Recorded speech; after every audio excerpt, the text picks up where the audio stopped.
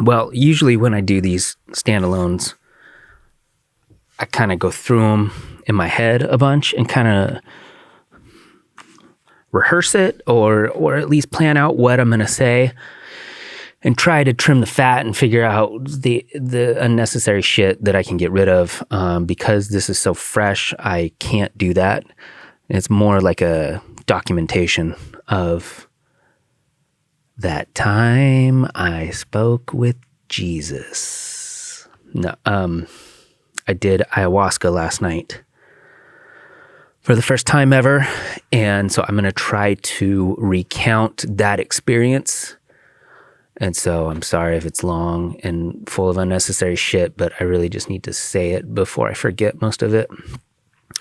So I was fortunate enough to go to someone's house with my best friend to embark upon this journey. I don't usually get scared of anything, and I don't usually get nervous for stuff anymore, but I was pretty scared. I was pretty apprehensive about the whole thing because I knew for about 3 months that it was going to happen, and I knew that there were going to be other people there. And I've done drugs before. I've done psychedelics, and in my experience, I want to be around people that I know and I trust or by myself. And so I was very worried about hanging out with a bunch of random people.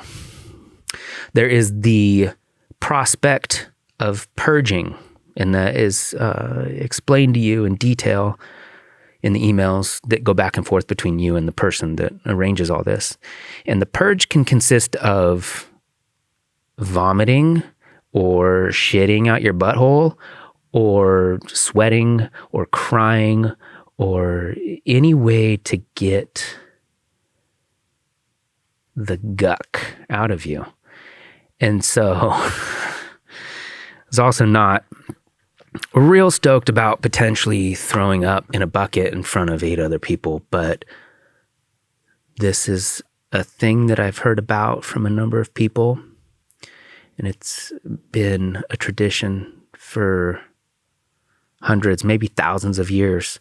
And I should have researched it before I started this, but I believe from what I've read, this is an ancient Native American tradition that's kind of like a coming of man, but it's really like coming of being. This is your initiation into the world. And when you reach a certain age, you take this medicine and you embark on this journey. And I cannot stress how beneficial it was to my life and my outlook on everything. So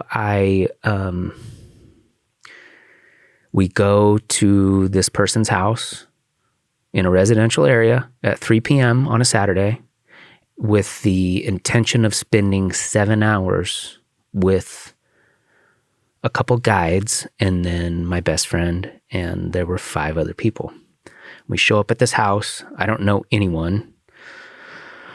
I'm very scared. I'm very nervous. And so I don't really want to talk to anyone. I'm not quite sure what's going to happen. The problem with doing psychedelics is that you never quite know what your brain is going to open up for you. And my tendency is to always worry about whether or not I'm going to come back, because I have a lot of stuff that I love in this life that I don't want to leave behind. And so that's the deal you make with yourself, is that I'm going to take this medicine, whether it be mushrooms or acid or DMT or ayahuasca. You're going to walk into the unknown part of your brain and give away control to whatever the fuck that is, to figure out what you're doing, figure out why anything is what it is. And so I walk in that room, and there are 7 floor mats spaced out in this person's living room. It's a beautiful house. It's very welcoming. There are psychedelic images in frames on the floor. There are candles, crystals. Like it's the best possible arrangement for what you're about to do. I mean, I couldn't have pictured it any other way. But the fact that you're sitting on these little mats next to everybody, my first thought was, how the fuck am I going to sit in this spot for 7 hours and not want to go somewhere? And so we sit down, everybody, they ask us what our intention is and what we plan to get from it. And my goal was just to figure more out about myself, really just to see what this was, because I had heard many things about it and what it could do for you. So I say that, it goes around the circle, everybody says what their intention is. And so it was me and my best friend, this other guy, another woman, a couple, an older couple, probably in their 50s or 60s, and then a lone guy. Kind of, he seemed like Eastern philosophy, kind of like he practiced yoga a lot. He just seemed like he was of that world. And it was his first time, my best friend's first time, and the other girl's first time. The one guy and the couple had done it before. And the male of the couple mentioned that he had done it 24 times. That was his 25th journey.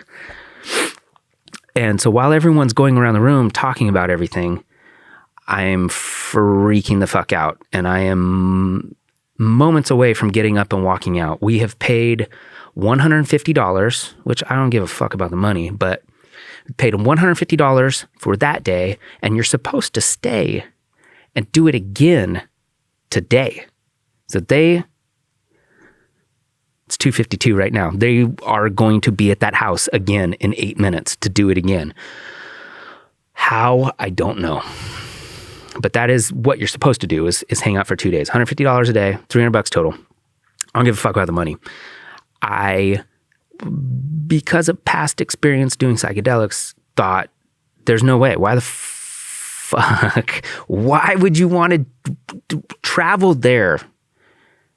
If you have not done psychedelics, I cannot fully explain it to you. I'm going to do my best in what I'm saying right now to explain it, but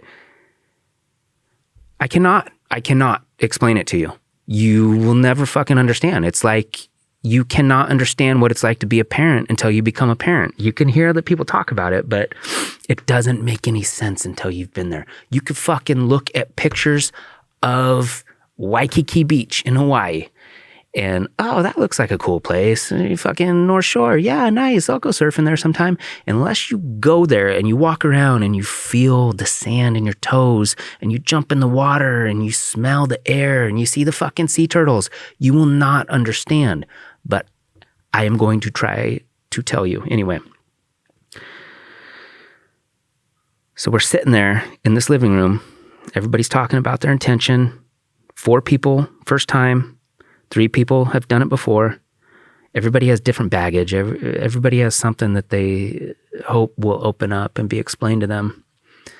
They bring out these little tiny cups. Some people got shot glasses. I got a Moscow Mule cup, which is the size of a shot, and it has the medicine inside it. And it's continually called the medicine, which is the best way to explain it. And they explain that within about 14 minutes of drinking this medicine, you will be transported. And so I got to go back to why I was freaking out. I was freaking out because I'm terrified that I'm going to become Syd Barrett from Pink Floyd or any other number of people who have taken psychedelics. Like I think maybe Brian Wilson too. I can't remember what happened to him.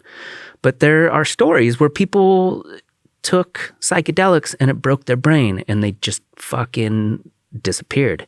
And that's always been a concern of mine because you don't know what's going to happen. You can't perceive it. When you drink alcohol, you know you're going to be normal again. It's not like you could be perennially drunk, you will come back to reality. But when you choose to ingest some sort of psychedelic and you go to that fucking place, there's always the potential you may not come back. And that is super scary as a regular person in regular life. So as they're going around telling the stories and talking about intentions and everything, the people who have done it before have noticeable issues elaborating and using words and using their vocabulary. And I don't want to judge those people. I love everyone in that room after this experience. I love everyone in that room. But for those people, for certain people in that room who had done it before, their ability to reach within their mind and find the words to explain what they wanted to say was not there.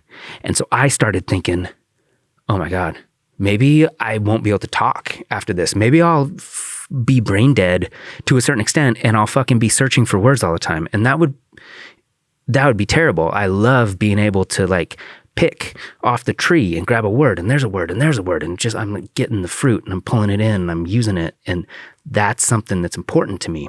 And so when these guys are having trouble talking, it starts to scare me.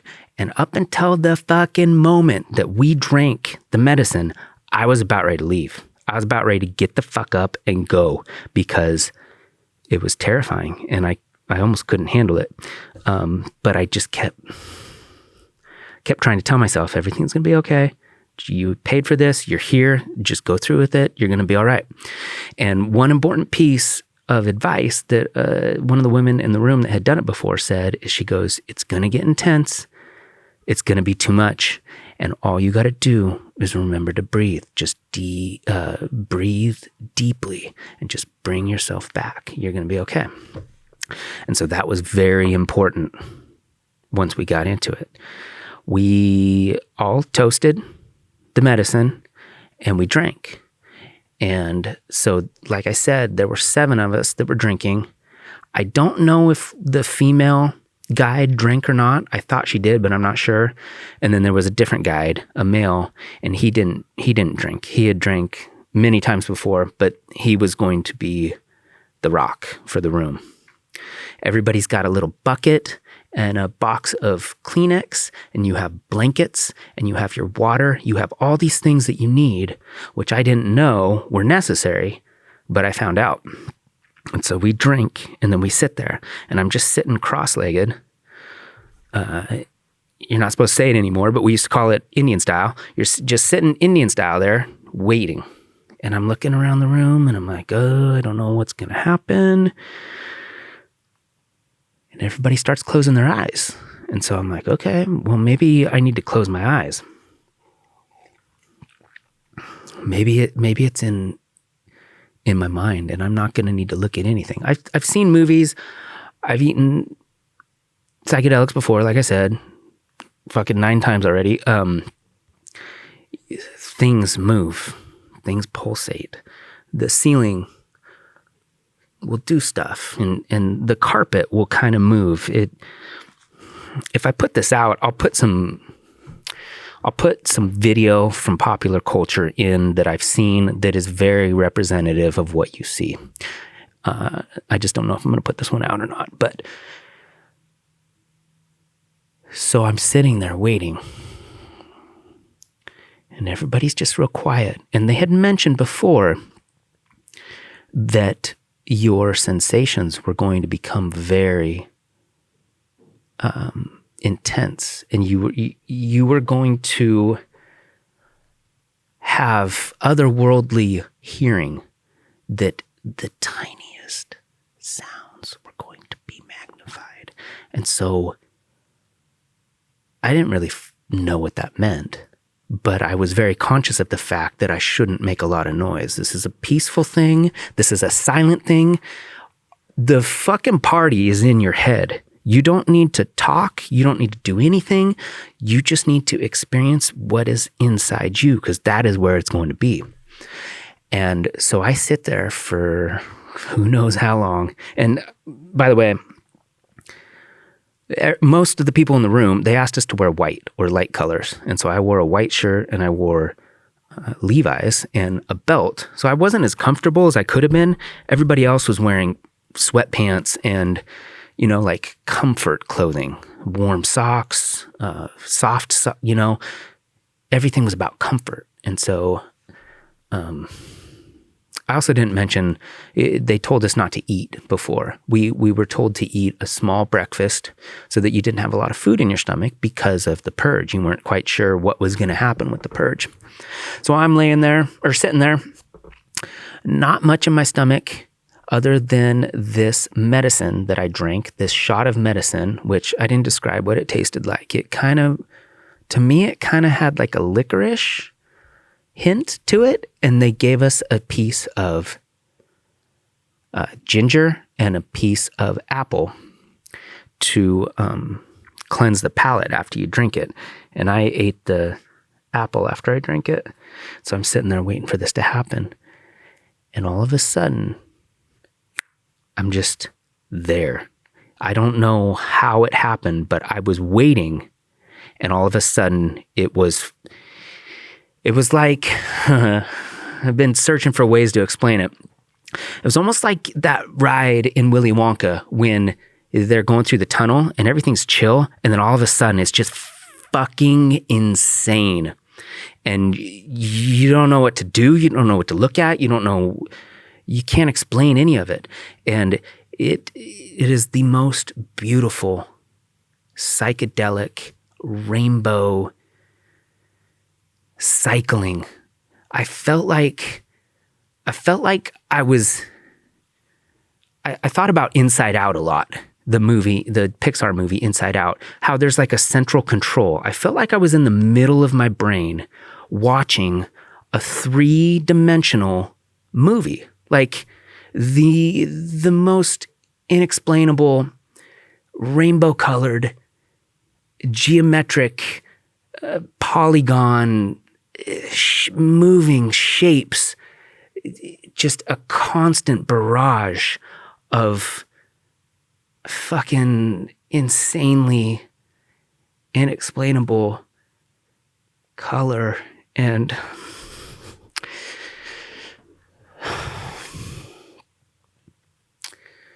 it was like I was in the middle. I don't know if you played Mario Kart. The Mario Kart game, the Nintendo game, when you go to Rainbow Road, it was like that, man. It was like that. But there's so much happening, and you don't have time to focus on anything. It's a thought. Why is this thing? Why is that thing? What is this? What is that? Fucking, it's unmanageable, and it's just over and over and over and over. And then you start to become overwhelmed. And then I would think about what the woman said. She said, you just got to breathe. You're going to be okay. So I just take a deep breath. I go, you know what? The other thing that they always tell you is don't try to control it. It's your experience. It is a single, solitary experience that is unexplainable to anyone else, especially anyone else in the room. Everyone else is having their own experience. The thing that's happening in my brain at that moment is specific to me. Specific to me. And so I'm sitting there watching all these colors and having all these thoughts and trying to manage everything that's going on.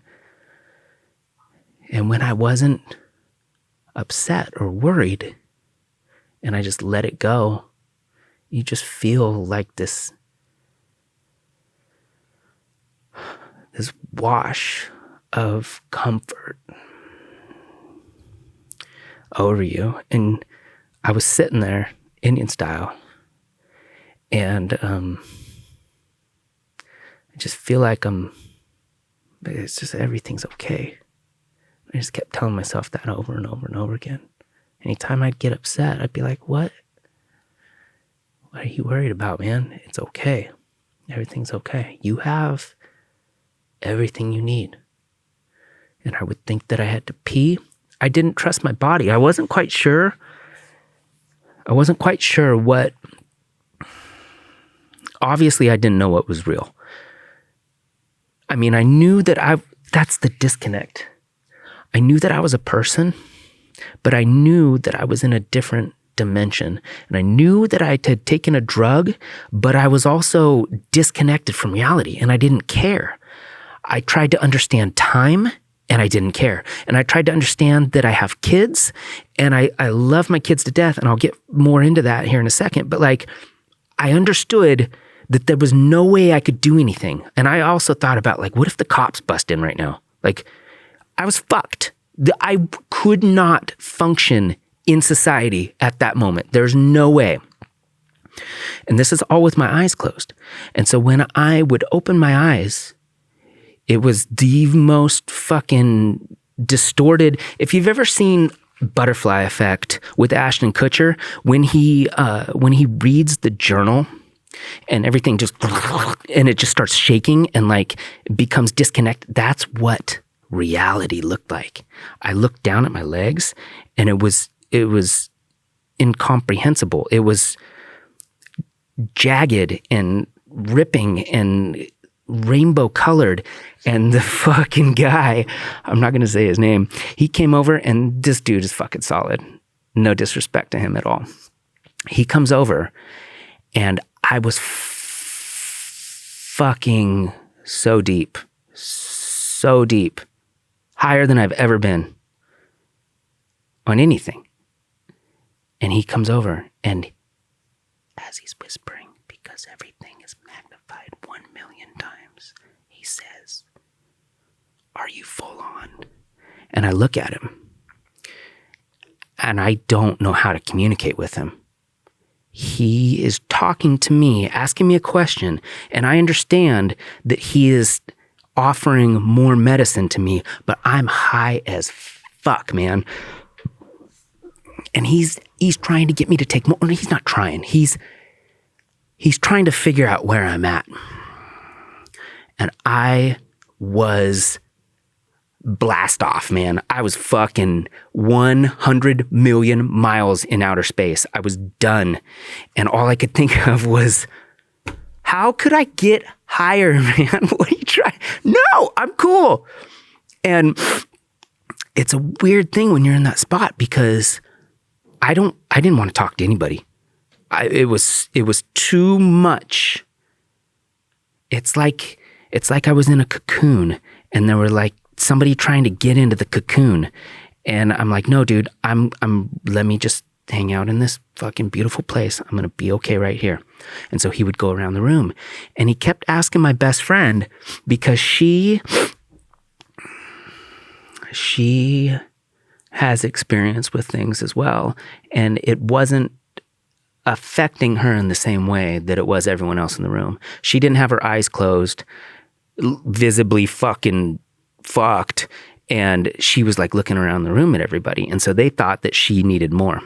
And she ended up taking a second dose, which is insane to me. But that's what they said, is that it's wild how it can affect different people with different metabolisms and how much food they have in their body and all this stuff.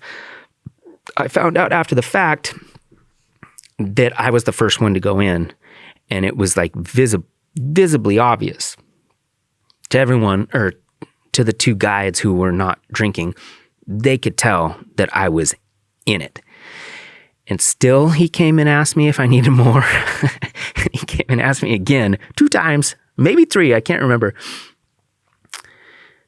It's hard to explain that place. And I don't want to scare anyone who is listening to this, because it is the most powerful thing I've ever done. It is the most powerful place I have ever visited. And it's not for everybody, but it has so much potential. And so while I'm in that first spot, and I don't have my phone on me, I don't have my watch, I have no idea what time it is. We got there at 3, drank at like 3:30. I probably started tripping at like 3:45. before 4 o'clock. So I can see the sun going down. And so I got my eyes closed the entire time. And periodically I'll open my eyes and I see the light from the sun and the warmth from the sun. And I start thinking about how religion is a sham. And the God is in you. This thing that I'm doing right now, this experience I'm having and this thing I'm tapping into, that is God. The sun is God.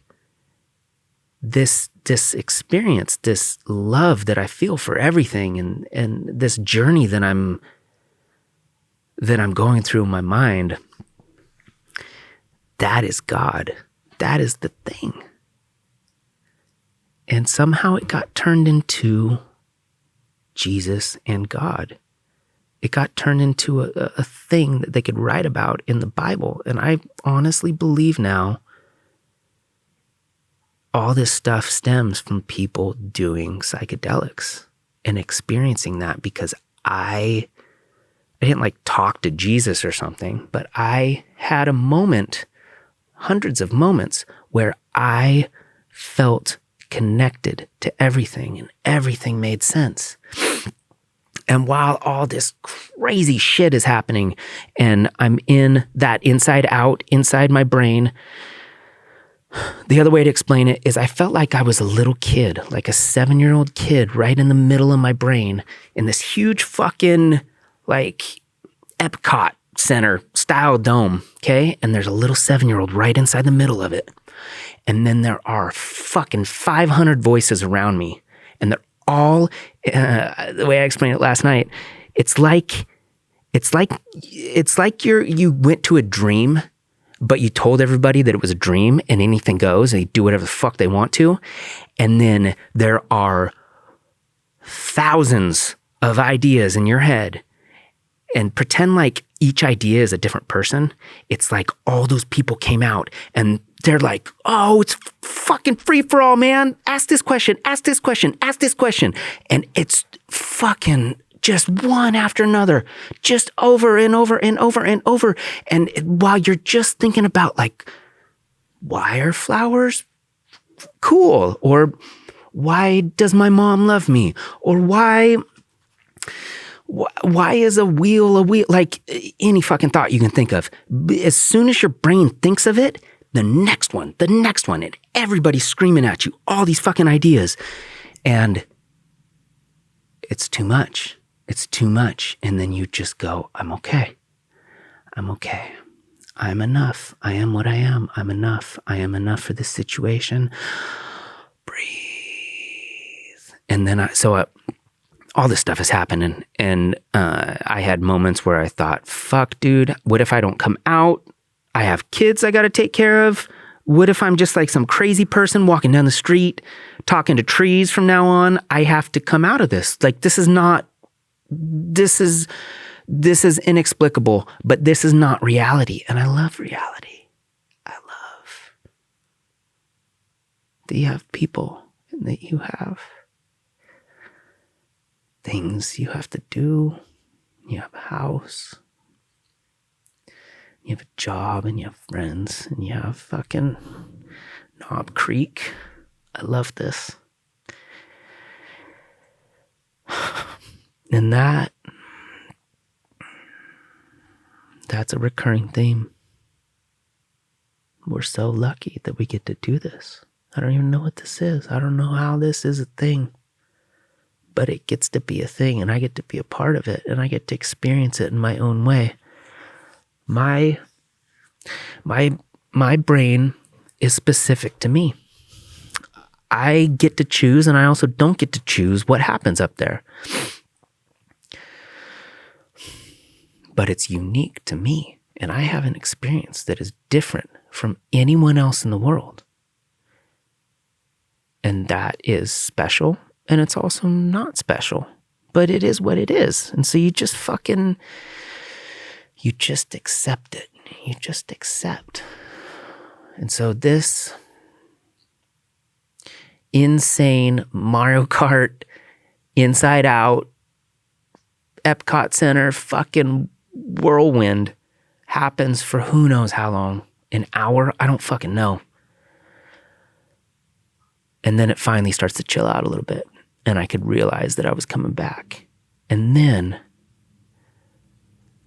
the flood of emotion, the gratitude, and the forgiveness. And you start thinking about the guy you work with. You start thinking about your mom and your dad and your brother and your sister and your uncle and your cousins and your boss. You have a little moment with every person.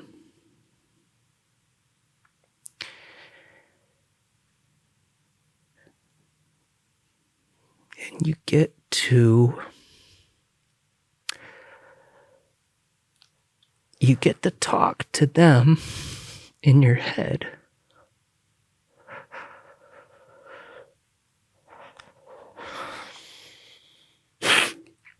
And you get to tell them, I'm sorry. And you get to say,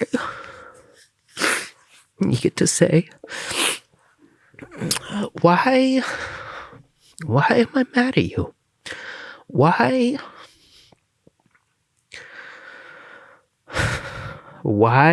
do I?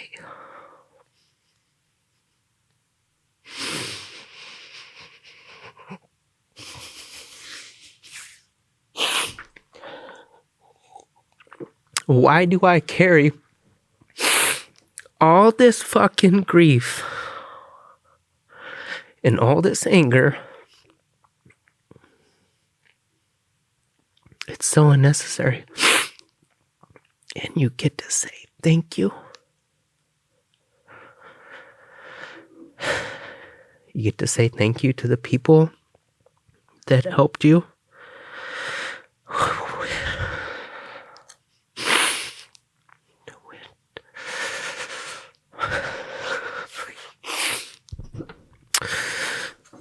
When your life was fucked.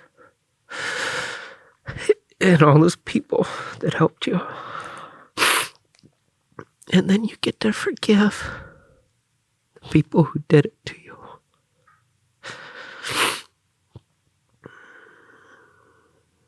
And those people that caused you pain. You get to say, it's okay.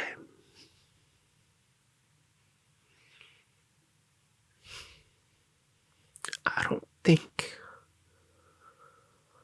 you meant to be that way. I think you fucked up.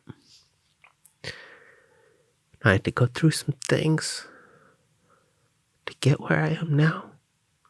And I don't want to be mad at you anymore.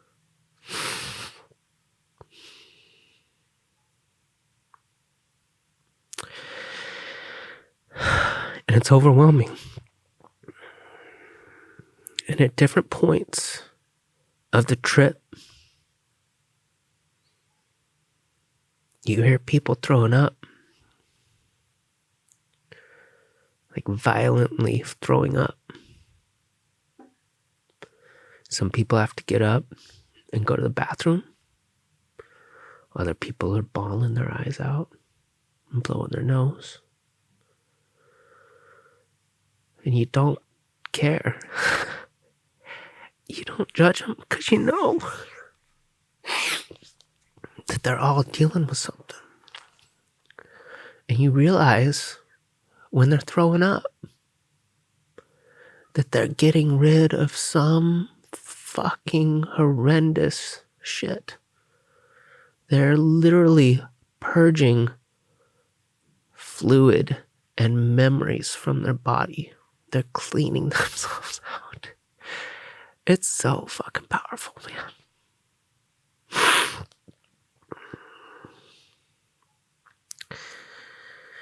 I didn't throw up. I didn't purge. I cried a bunch. But there were a bunch of people around me that were throwing up. They were having a rough time. And all I could think about was, what happened to this person? That their mind is buried.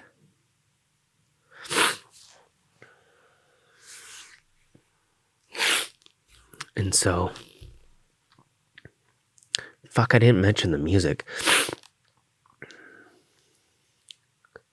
I don't know that I have ever heard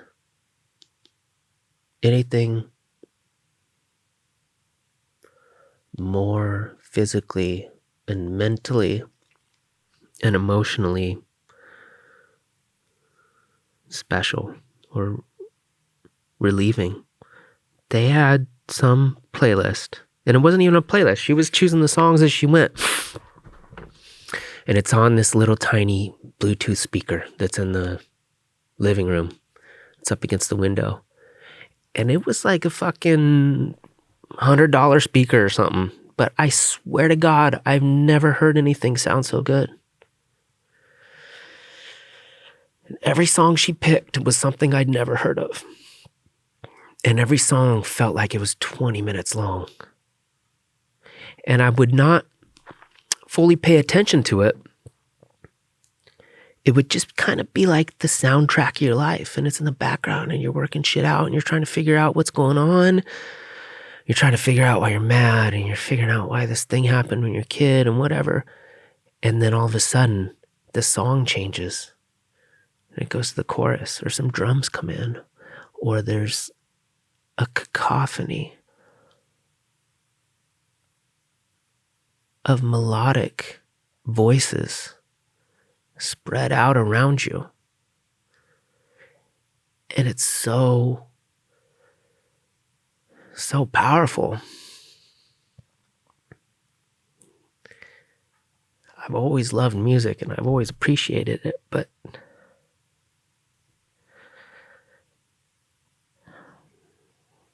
it just helps you appreciate everything more.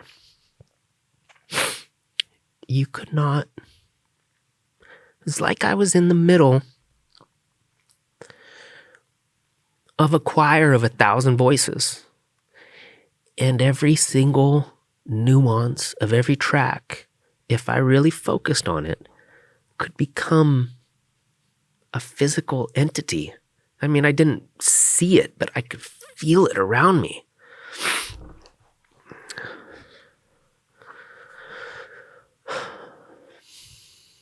And so then you just lay there.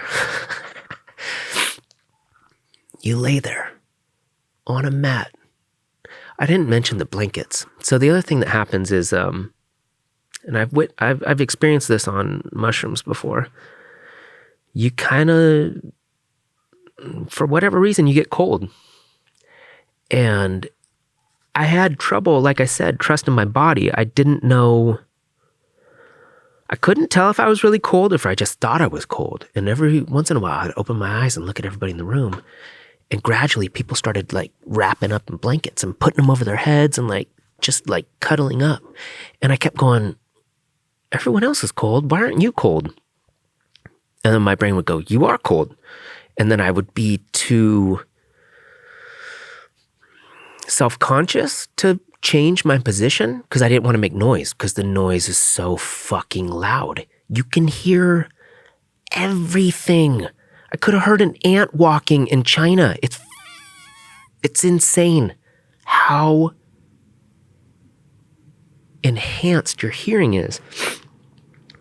And so eventually I finally put this blanket on me. And then that was so much better. And then at one point, the guy came over.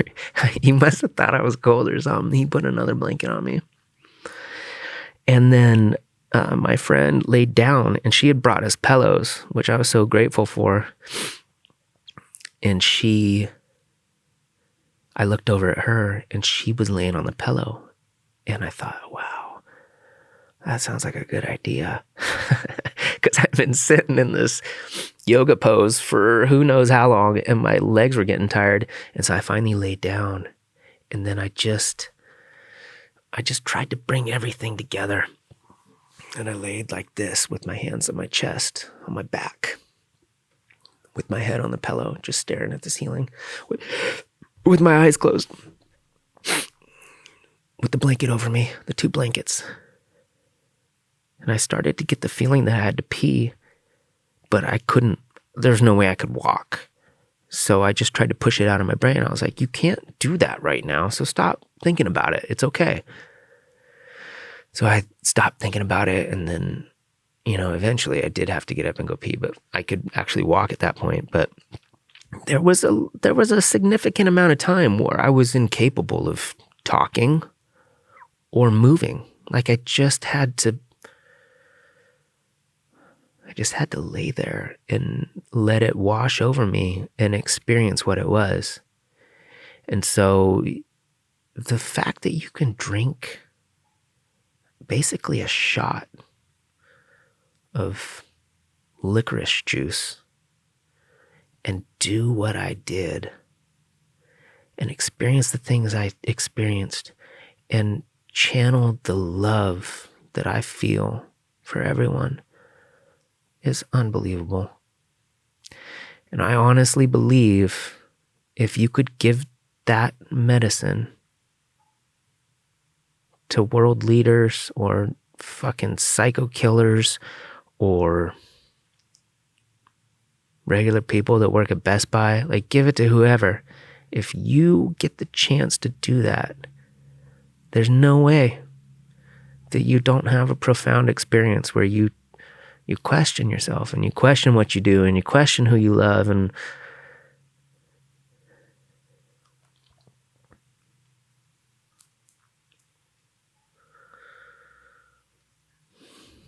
after a while, I just kind of laid there, and I was coming back to reality, and I just remember feeling so grateful that I got to be this thing that we do. No one knows why it happens. No one knows why I was born on March 3rd, 1984, or why my mom and dad, or why I have a brother and a sister. No one can explain that. The fact that it even is real defies explanation. The fact that I exist as a human being with the soul or brain or spirit or whatever inside me is unfathomable. I get to do this. I get to make decisions. I get to love. And that's the other thing that was so overwhelming, is I just wanted to tell everyone that I love them. I wanted to tell my kids how much I love them. I wanted to tell my ex-wife how much I love her. My parents, my grandma, my brother, my sister, the guys I work with, all my friends.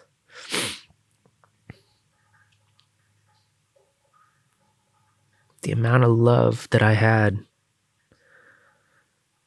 I can't explain it. It's just, I'm the next day, I'm one day out, and I'm still processing it all. So fucking 43 minutes. I feel like that was a pretty good explanation. But by the time it was almost over, I was ready to go, and you are happy that you had the experience, but you're also happy that you're back in life, and you're just grateful. You're just grateful. You don't want to be mad at anybody. You don't want to hold on to any of that. And so went back to my house last night with my friend. We talked about everything, and we watched some Mad Men, and we went to bed, and we got up today and had great conversations about all of it. And then I had a podcast. And now here I am, crying at this table,